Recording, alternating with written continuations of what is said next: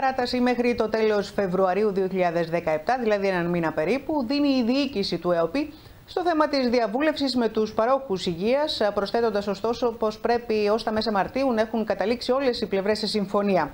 Πάντως οι ίδιοι οι επαγγελματίες εκφράζουν την αισιοδοξία τους, προεξοφλώντας περισσότερες αντιδράσεις στη συνέχεια.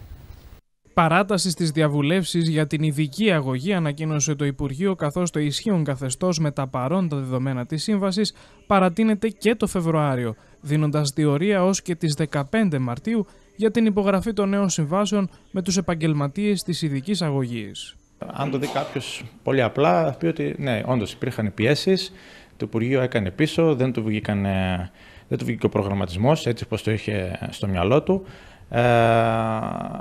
Αλλά από εδώ και πέρα και εμείς οι θεραπευτές και εμείς η θεραπευτική κοινότητα θα πρέπει επιτέλους να δώσουμε μια ουσιαστική απάντηση σε όλα αυτά τα ερωτήματα που θέτει ο ΕΟΠΗ, το Υπουργείο.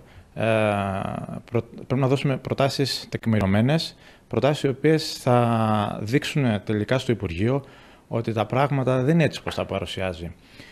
Ας πούμε, στην επιστολή του εδώ πέρα μιλάει, στο τελευταίο δελτίο τύπου, μιλάει για το νομοθετικό πλαίσιο των κέντρων ειδικής αγωγής. Δηλαδή, αυτά τα κέντρα ειδικής αγωγής τόσα χρόνια δεν έχουν νομοθετικό πλαίσιο.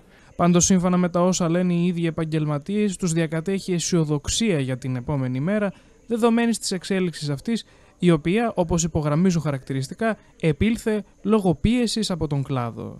Καθαρός ουρανός στις τραπέζες δεν φοβάται. Αυτό να το ξέρετε. Η ειδική αγωγή είναι πεντακάθαρη.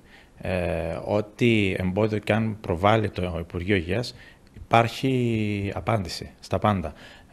Γι' αυτό και εμείς, αν δεν κάνω λάθος, το Σάββατο θα κάνουμε μια συγκέντρωση οι θεραπευτές ειδικής αγωγής για να συντάξουμε τις προτάσεις μας και να αποσταλούν μαζί με όλες τις προτάσεις των συλλόγων κάτω στο Υπουργείο, στο διαπραγματευτικό τραπέζι. Εξάλλου, σημειώνεται η στήριξη και του απλού κόσμου στα αιτήματα των επαγγελματιών. Στο πλευρό μας, το μεγαλύτερο μέρος των γονιών είναι μαζί μας. Υπάρχει μια μερίδα ανθρώπων, το οποίο λογικό είναι και στατιστικό είναι ότι θεωρούν, ναι, θέλουν όλα αυτά να γίνονται δωρεάν και τζάμπα. Και εμείς όντως λέμε, όντως αυτό να γίνεται δωρεάν. Να προσφέρονται οι υπηρεσίες στην ειδική αγωγή δωρεάν. Αυτό όμως θα γίνεται σε δομές, δημόσιες δομές, όχι σε ιδιωτικές δομές. Αν θέλουν όντως να γίνονται δωρεάν οι θεραπείες, πραγματικά δωρεάν, τότε πολύ ευχαρίστως να δώσω το πτυχίο μου στο Υπουργείο, να με προσλάβει